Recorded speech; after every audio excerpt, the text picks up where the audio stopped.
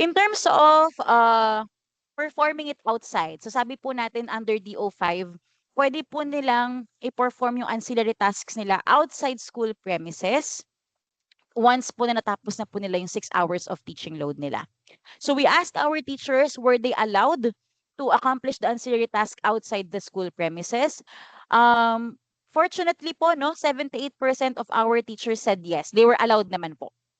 However, may portion pa din po of our teachers who said no, or 22% po said no, they were not allowed po to render it outside. So yung reality na to, nagper-persist po siya despite the efforts we made in 2024 to clarify this certain provision of DO5 to the Commission on Audit. When we released DO5 po, nahirapan po talaga tayo dito kasi nagkaroon po ng apprehension sa side ng school heads natin kung papayagan ba talaga siya ng COA, etc., etc. So ang ginawa po natin, we sought for opinion from the Commission on Audit.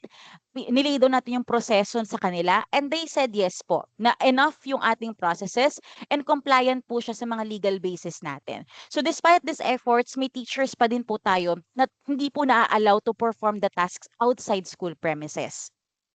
So ang common reasons daw po kung bakit ay dahil nire-require sila na yung DTR nila dapat may 8-hour workday po siya.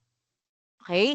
And number two, the school heads po, they required the teachers to accomplish the tasks within the school premises po. So ito yung challenges natin in terms of this po, na kailangan natin din bantayan. So the 8-hour workday of a teacher po is deemed complete hanggang nakikita po sa DTR at sa SF7 nila na may 6 hours na po sila. So it's deemed complete na po yun. Kasi po yung 2 hours outside, they can spend it outside po by virtue of our existing policies.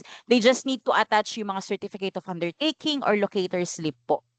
Okay, but the DTR, as long as it says 6 hours of teaching load and their SF7 also reflects it, deemed complete na po yung 8-hour workday niya.